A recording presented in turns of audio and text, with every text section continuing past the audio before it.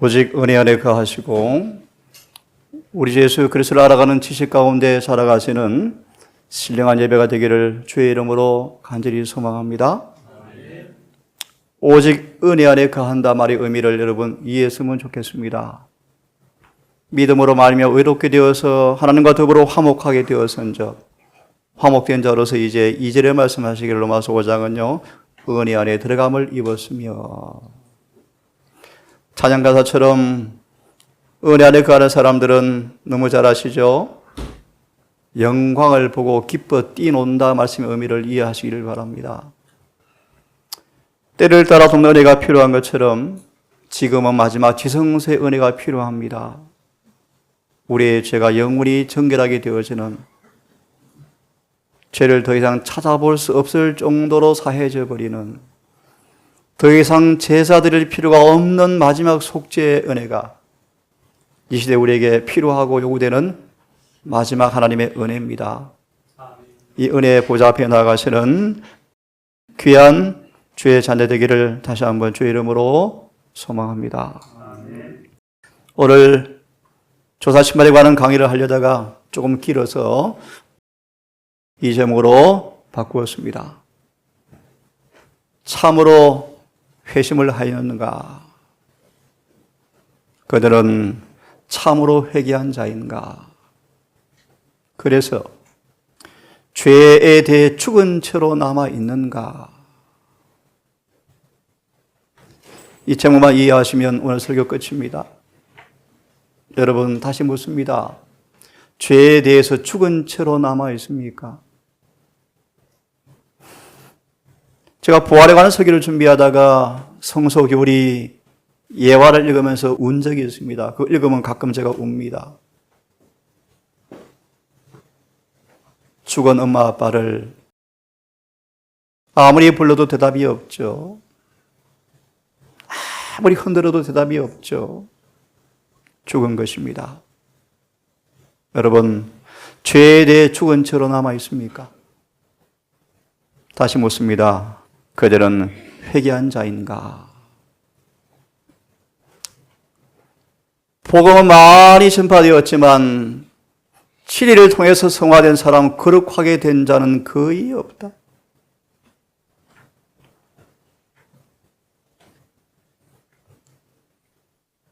거룩함이 의가 실생활에 들어오지 않았으므로 주님께서 모욕을 당하고 계십니다.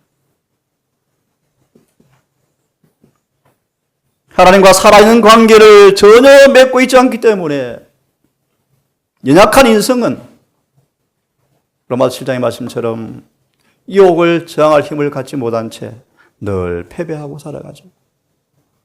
죄짓고 용서구하고 죄짓고 용서구하고 반복하고 있죠.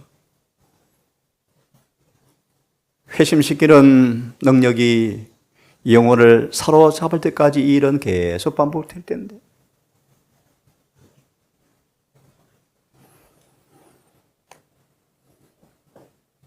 하늘의 책의 계시 가운데 이렇게 우리에게 말씀하십니다. 많은 사람의 이름 옆에 부족하다라고 기록되어 있는 것을 보았다. 뭐가 부족한가? 인내가 너무나 부족하다. 오래 참음이 부족하다. 자제력이 너무나 없다. 겸손이 없고 온유가 부족하다.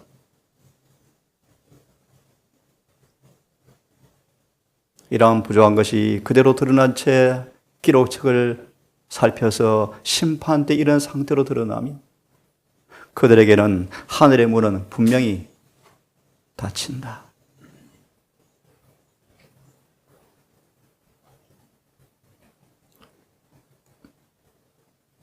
그러므로 여러분, 영혼을 발가벗기기 위해서 금식 기도하라고 말씀하십니다. 한 가지도 빠뜨리지 말고 철저히 자신을 조사하라고 말씀하십니다. 자아가 죽고 우리의 생명이 그리스도와 함께 하나님 안에 감추어진 상태로 되도록 기도하라고 말씀하십니다. 우리의 모든 삶에 아주 작은 일에 충성하는 것이 얼마나 중요한 사실을 기억하시고, 하늘의 천사들은 우리의 모든 사소한 일상의 모든 고귀함을, 일상 일들을 낱낱이 살핀다는 것을 항상 기억하시고 살아라고 우리에게 주님께서 경고하셨습니다.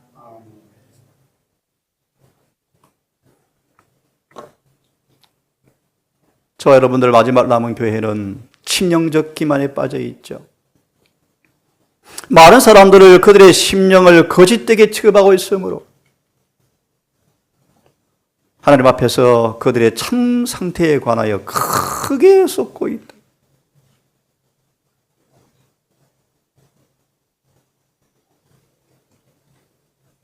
주님께서 반드시 오실 것입니다. 시간이 참 짧죠. 인생을 많이 살아보지 못했지만 요즘 느껴지는 것은 진짜로 죄가 하늘에 사무쳐 갑니다. 이렇게까지 사람들이 타락할 수가 없습니다. 그런데 성경적 관점에서 바라볼 때 하나님과 연합하여 함께 일하는 동역자가 진짜 어디 있는가? 누군가? 그 말의 의미를 기억하시겠습니까? 본래의 성질이 그대로 남아있으면서, 본래의 성품 그대로 있으면서, 본래의 성질이 그대로 남아있으면서, 회심과 거룩함의 체험이 없으면서, 거짓 체험을 진짜 체험인 양 추구하고 있지는 않은가? 두렵지 않은가? 깨어라, 형제들이여. 너무 늦기 전에 깨어라.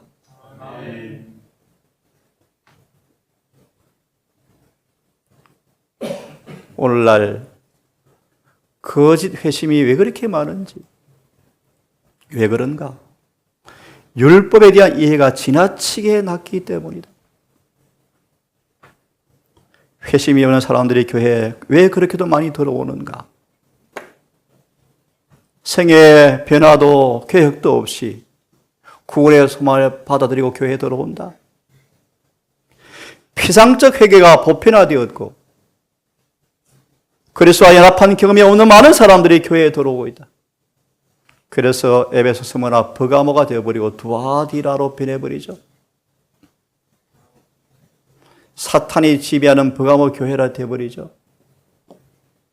참다운 믿음으로 만일 의의 기비를 교회가 거절하고 있죠.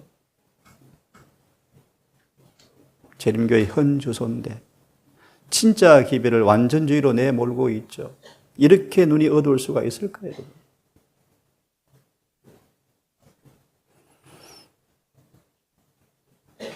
화에서 이렇게 간증했습니다. 내 영혼은 너무나 무서운 진통을 겪고 있습니다. 그래서 많이 울었죠. 많이 울었죠. 선지자가 참 많이 울었어요. 지금은 어떨까요? 눈물도 이제 안 흘려요. 흘릴 수가 없어요. 너무너무 심각할 대로 심각하게 되었어요. 이 마지막 위기가 우리를 에워싸우는데 우리 믿음은 피상적 경험으로 결과를 맺고 있습니까? 서도처럼 연약한 인성의 유혹의 힘을 견디지 못하고 죄를 짓고 살아갑니까? 성령께서 마음을 사로잡아서 결정적 회심을 경험하지 아니하면 희망이 없습니다. 신앙적 교리에 따른 모든 순수한 경험에는 반드시 변화가 있을 것인데 왜 진리교회 우리의 모습이 이런 모습입니까? 남은 교회 진리가 거룩한 진리라면 흔적을 반드시 남깁니다. 흔적이 무엇이죠? 거룩이죠. 거룩이죠. 참된 회개란 결정적으로 죄에서 떠나버리는 것이다. 하나님은 절대로 죄와 타협하지 않습니다. 그러므로 순수한 회심을 했다면 잘못을 저지르는 유전되고 배양된 경향성까지 바뀌어버린다. 하나 언급해드리면 남녀가 충심으로 회개하면 입맛도 바꿔버린다. 입맛도 바꿔져 버린다. 그러므로 회개하라. 그리하지 아니하면 내가 속히 임하여 내 입의 금으로 그들과 싸우리라. 버가모 교회에 주신 말씀이요, 사대 교회에 주신 말씀이요, 네가 어떻게 받았으며 어떻게 들었는지 생각하고 지켜 회개하라. 만일 일깨지 아니하면 내가 도적같이 이르리니 어느 시에 내게 임할는지 내가 알지 못하리라. 그러므로 회개하라. 무릇 내가 사랑하는 자를 책망하여 징계하노니 열심을 내어서 회개하라. 이런 기별이 지금 외쳐져야 합니다. 열심을 내어서 회개시켜야 합니다. 예, 열심히 하나님 앞에, 거울 앞에 부지런히 조사받으셔서 낱낱이 심사받고 심판전 가기 전에 죄가 용서되어지고 의를 옷 입으시고 심판전 가게 되기를 바랍니다. 너희가 만일 회개하지 아니하면 이와 같이 망하리라. 길 가다가 담벼락에 무너져 죽었습니다. 한 분이 카톡으로 질문이 왔습니다. 하나님 믿지 않은 사람들의 생명은 마귀가 지배합니까? 어려운 질문이요. 제가 말씀을 본 이해로, 예, 하나님의 임재를 원하지 않는 악인들은 사탄이 마음껏 주물어요. 물론 원론적으로 그분이 허락하셨다고 말하면 조금 의표가 있어요. 예를 들면 최근에 저 아프리카 어느 나라가 비가 와서 홍수로 산사태로 220 몇 명이 매몰되어 죽고 그랬어요. 하나님께서 마귀한테 허락하신 것일까? 난 그렇게 보지는 않아요. 마귀가 마음 놓고 그렇게 주무르고 있죠. 참 너무너무 놀라요. 비극이요, 비극.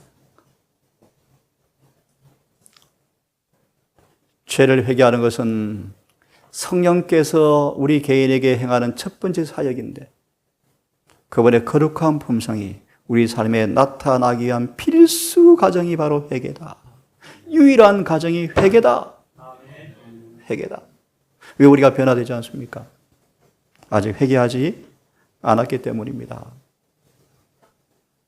우리에게 위험한 날이 박도하고 있죠. 우리 재림교회 안에 순결한 신앙이 참 찾아보기 어렵습니다. 정말 그들의 마음이 거룩하게 변화된 그 일이 너무나 빈약합니다. 개심시키는 능력이 품성을 변화시키지 못했습니다.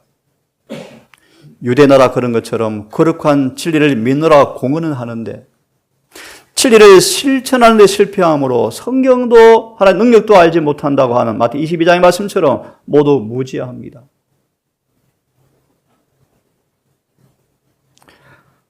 하나님 율법의 능력과 영향은 주변을 맴돌고 있을 뿐 심령 속에 파고 들어가서 그들을 참된 성결로 변화시키지 못하고 있다. 그러므로 주님은 그들에게 옳은 것을 실천하도록 촉구하는 호소를 보내시는데 놀라운 일이요, 무시되고 배척되고 있다. 어쩌면 그렇게 현실과 똑같습니까? 성령의 호소는 등한시되고 배척되고 있나요? 기절, 초풍할 일이 벌어지고 있는데 방백들은 무너지고 영혼은 연약합니다. 일반한 도덕적 힘도 부족하기 때문에 자꾸 더럽혀지고 죄를 짓습니다.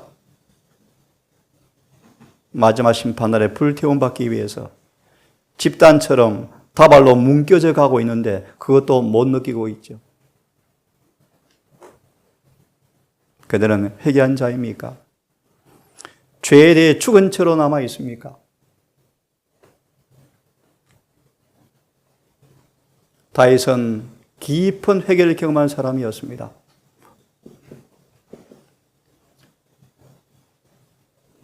다윗은 진실한 회개 모범생이었습니다.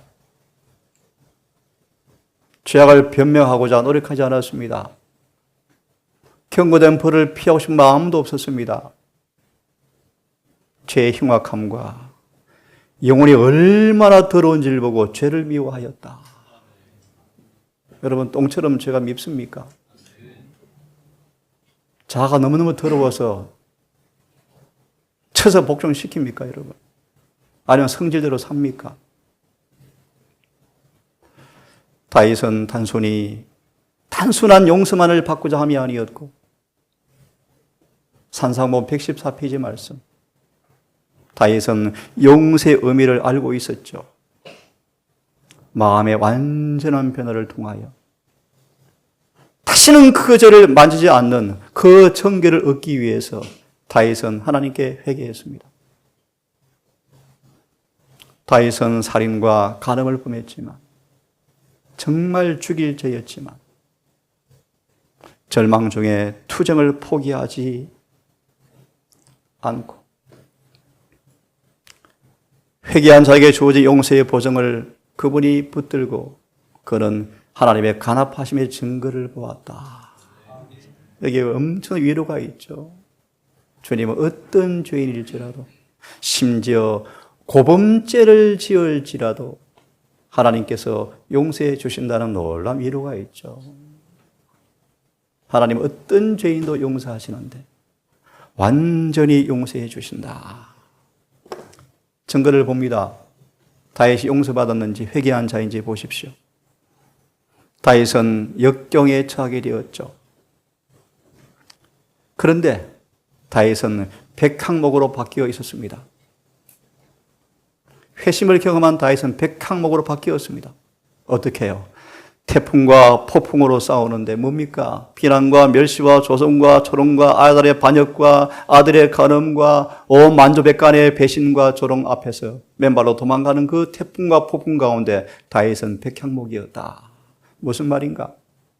전쟁으로 늘 능숙한 이 다윗은 쉽게 짜증과 성질을 내는 사람이었는데, 이렇게 태풍과 폭풍으로 몰아치는 유혹 앞에서도 격하기 쉬운 그의 성격의 사람이었는데, 마음이 상하고 비난의 말이 마음을 아팠다라고 말해도 하자가 없을 정도로 극심한 시험을 받고 미칠 정도로 자극을 받았지만, 그렇게 해서 화를 내어도 놀랄 것이 없을 만큼 시험을 받았지만 그의 예전의 품성의 표식은 하나도 나타나지 않았다. 용서받았죠. 회개하였죠. 깨어진 눈물진 감정으로 한마디의 불평도 없이 지난날의 관계를 돌아보면서 자신의 지은 죄들을 생각하면서 살기 위해서 그는 또다시 도망을 계속하였다. 다윗은 역경 가운데서 정금과 같은 그의 품성, 용서받은 열매를 보여주었다. 그는 참으로 회개한 자였습니다.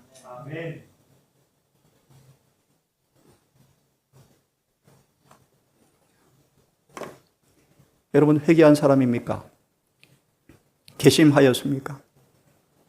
마음이 불의에서 의로 바뀌었습니까? 그래서 용서를 받아서 죄를 그만두고 선을 행하는 것을 배우고 계십니까? 하나님의 지식 가운데서 은혜 가운데 자라나십니까? 세상과 뿔이 되어지고 바울처럼 모든 걸 배설물로 여겨버리면서 예수를 얻는 것 외에는 모든 것을 다 손실로 여기고 계십니까? 선악의 쟁투에 특별히 본성적 경향과 이기적 욕망과 싸우기 위해서 의지를 날마다 그분께 복종시킵니까? 매일 은혜를 얻기 위해서 주를 찾습니까? 한때 자아가 지배했던 자리에, 세상의 기쁨이 자리했던 그 자리가 자아가 물러가고 하나님께서 완전히 지배하시는 그분의 나라가 되었습니까? 하나님의 최상권을 잡으십니까? 하나님께서 최상권을 잡으시면 마귀가 넘어뜨릴 수 있나요? 천만의 말씀. 죄를 안 짓죠. 지을 수가 없죠. 그분이 최상권을 가지고 계시는데요. 하나님께서 우리를 지배하시는데 어떻게 마귀가 넘어뜨립니까, 여러분? 회개한 사람의 생애는 의의 열매를 나타낸다. 한때 사랑했던 죄들은 이제 미확이 되어지고 확고하게 결심하는 가운데서 거룩함의 길을 걸어간다. 에베소 4장 20절 24절의 말씀, 이것이 바로 참된 계심이다. 이런 계심이 우리 가족 모두에게 속히 충만하게 이루어지기를 간절히 바랍니다. 계심한 사람들은 그들의 모든 능력과 정열을요 땅에 쏟아붓지 않고 그릇의 지배하에 있게 된다. 계심한 사람들은 모든 능력과 정열을 그분의 지배하에 두게 된다.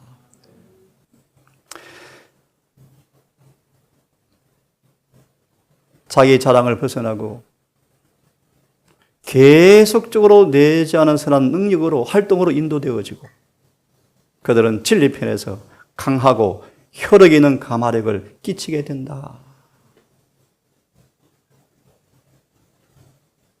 여러분, 괘씸한 사람인지 내가 참으로 회개한 사람인지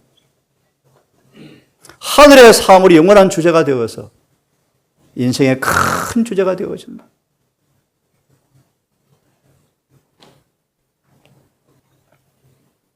참으로 회개한 사람들은 양심적으로 생명의 법칙에 순종할 것이고요. 육체적, 도덕적, 정신적 허약을 피하려고 애쓸 것이다. 애쓸 것이다. 철저하게 회개한 사람들은 모든 더러운 습관을, 식욕을 다 버릴 것이다. 철저한 절제를 통하여 건강을 해치는 방종된 욕망은 극복할 것이다.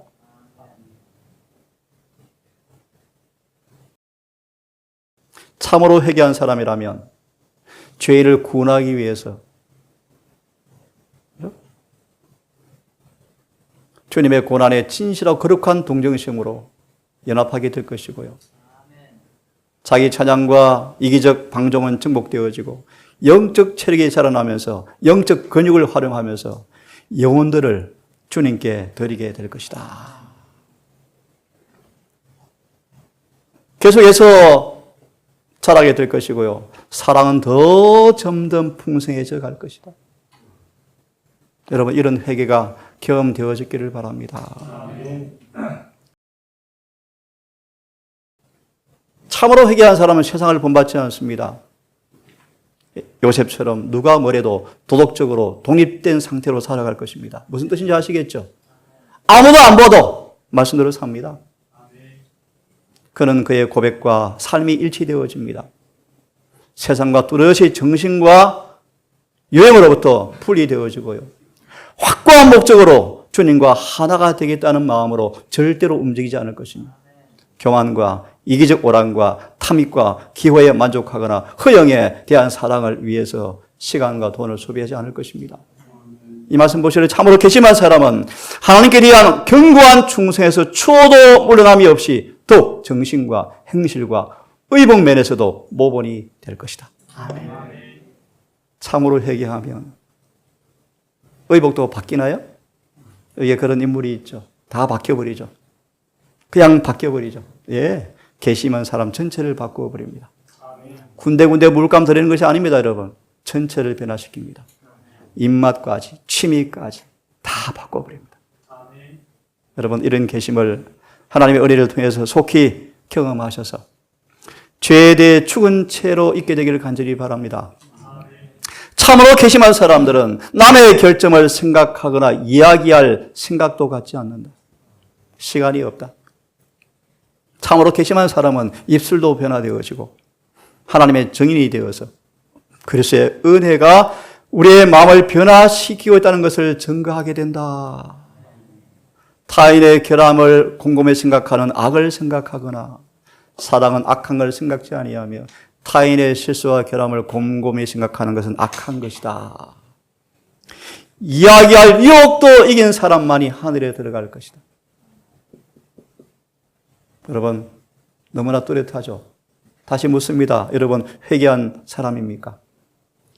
죄에 대해 죽은 채로 있습니까? 완전히 괘씸하여 변화되어서 참으로 그분의 자녀가 되어지면 그분의 뜻을 아는 지식만으로만 기뻐하는 것이 아니고 모범과 겸손한 순종과 헌신의 길로 인도하게 될 것이다. 아멘입니까? 이런 아름다운 괘씸이 회개가 동산 모두가 경험되어져서 아무리 진리를 공격한다 할지라도 우리의 공헌이 아닌 삶의 모습으로 한가할 수 없는 변화의 모습으로 우리 모두가 우뚝 서게 되기를 간절히 바랍니다. 주님처럼 자라나죠. 잘 기억하십시오. 참으로 회심했다면, 회개가 깊어져 간다면 다시는 교만이 마음에 가지 않고 죄는 가정하게 보인다. 괘씸한 영혼은 도덕적 감각을 저하시키는 것을 미워한다. 참으로 괘씸한 사람은 도덕적 감각을 저하시킨 것까지 다 뭐한다? 미워한다. 그래서 다 끊죠. 다 끊죠. 진정으로 괘씸한 사람들은 베드로후서 3장 18절처럼 예수를 아는 지식 가운데 자라간다. 약점을 똑바로 간파하게 되어지고, 네? 그래서 본성의 타락을 깊이 이해하고 죄의 힘을 이해하고 습관을 이해하면서 예수의 도움 없이는 살 수 없다는 사실을 날마다 깨닫고 주님께 온 마음으로 아이가 엄마를 의지하듯이 우리 오녀처럼 많이 자는 것처럼 저렇게 의지한다 그런 뜻입니다. 네? 이런決심이, 이런 회개가 일어나기를 간절히 바라면서 마지막 구절 읽어드리고 말씀을 마무리합니다. 어떻게 회개가 일어날까? 앞에 말씀 첫째 천사의 기별이 선포되었을 때 광경이요. 하늘의 기별이 가감없이 전파되어져야 합니다. 침례 요한과 같은 기별이 선포되어져야 합니다. 율법이 정당 위치에 자리해야 합니다. 기별을 가감없이 그대로 전파해야 합니다. 그럴 때 하나님께서 그들의 마음속에 내 장자가 죽은 것처럼 슬퍼하는 그 가난한 마음을 주겠다. 애통하는 마음을 주겠다. 왕족이나 선지자나 목사들이나 가장 저주받은 죄인이나 모두 예외 없이 다 회개해야 한다. 따로따로 해야 한다. 누구도 대신해 줄 수가 없다. 왕이나 선지자나 목사나 가장 저주받은 죄인이나 모든 심지어 아내도 따로 회개해야 한다. 그날에 이렇게 회개하면 하나님께서 모든 사람의 죄를 씻는 셈이 열리겠다. 사랑 우리 가족 여러분, 다시 묻습니다. 죄에 대해 죽은 채로 남아 있습니까? 교만이 다시 자리하지 않습니까? 이기심이 사라졌습니까? 삶이 율법과 조화되는 변화가 일어나고 있습니까? 사랑의 마음에서 흘러나오고 있습니까? 죄를 지울 수 없느니라. 죄에 대해 죽은 우리 어찌 더 죄 가운데 살리라는 말씀이 응하고 있습니까? 다시 한번 늦기 전 진실한 회개를 통하여 죄가 용서되어지고 날마다 새롭게 되는 성령을 통하여 죄가 거쳐지고 우리 영혼에 죄가 들어오는 물줄기가 다 말라버리고 히브리 10장 죄가 끝나고 다시 그들을 위해서 희생 제물이 필요 없는 속죄가 이루어지기를 주님이 갈망하실 텐데 이 은혜를 갈망하시고 우리 모두 다 속죄 받으시고 영원한 영생을 선물로 받는 모두가 되기를 충심으로 바라면서 예배를 마치겠습니다. 아버지, 참으로 회개하기를 원합니다. 돌같이 굳은 우리 마음, 우리의 본성의 악함, 성령께 사로잡히는 경험의 부재로 인생 연약함을 그대로 드러나는 패배의 모습들, 언제까지 반복할는지 하늘의 심판은 끝나가고 있고 죄악은 하늘에 사무쳐가는 이 마지막 위기 앞에 서 있지만 우리의 정신과 영은 여전히 연약하여서 말로는 완전을 이야기하고 죄 없는 승리를 이야기하지만 삶은 괴리가 깊습니까? 아버지, 우리에게 자비를 베푸셔서 주님 속히 오시기를 원하지만 내 바람을 조금만 더 붙들어 주셔서 준비할 기회를 허락해 주시기를 기도합니다. 변화는커녕 회심도 빈약한 우리의 모습, 성질 그들의 모습들, 우리의 기질들, 우리 결함들, 본성의 핑계로 죄법 아래 넘어지는 우리의 실수들, 허물들 언제까지 계속될는지 두렵습니다. 아버지, 우리를 용서해 주시고 성령을 허락해 주시기를 기도합니다. 육신의 죄가 거쳐지고 사단 마귀에 있을 곳이 없이 추방되어지고 우리의 타락한 본성이지만 아름다운 변화가 일어나는 품새의 변화가 있는 행복한 성도 되게 해 주시옵소서. 우리 모두 서로 격려하며 함께 사랑하며 함께 인내하며 함께 주의 전으로 자라가는 행복한 동산교회 되게 해 주시옵소서. 말로는 진리교회지만 진리대로 성화된 사람이 거의 없다는 이 말씀 앞에 깊은 부끄러움을 느낍니다.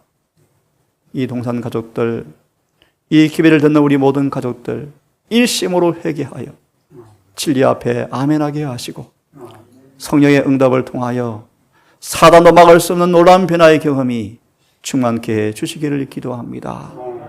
다시 한번 병상에 있는 또 거처에 머물러 아파하는 주의 노딸도 기억하시고 함께 배를 갈망하지만 들을 수 있는 길을 가진 아들도 기억하여 주시고 연약한 그릇으로 감기로 힘들어하는 아이들도 기억하여 주셔서 그들의 처소에 동일한 은혜로 임하여 주시고 영원히 대쟁투가 끝이 나고 주님의 재림의 그날 다 함께 손잡고 흰옷 입은 모습으로 설 수 있도록 아버지 긍휼을 베풀어 주시옵소서. 이제 아버지 또 선교설지로 떠날 딸이 있습니다. 육신에 아버지 빈약함이 있습니다. 힘든 선교지 가는 이 딸에게 임마누엘 주님이 함께해 주셔서 위로와 용기 더하시고 남은 선교 사역을 잘 감당하시고 그의 소망처럼 재림을 준비하는 그 일에 충실할 수 있도록 은혜 베풀어 주시옵고 이국말이 떠나 있는 아이들 엄마 아빠의 눈 밖에 나 있지만 성령의 감찰 아래 순결하고 거룩하게 자라갈 수 있도록 자비를 베풀어 주시옵소서. 우리 모두 주님께 드리며 이 모든 말씀을 우리를 사랑하시는 예수님 이름으로 기도드리옵나이다.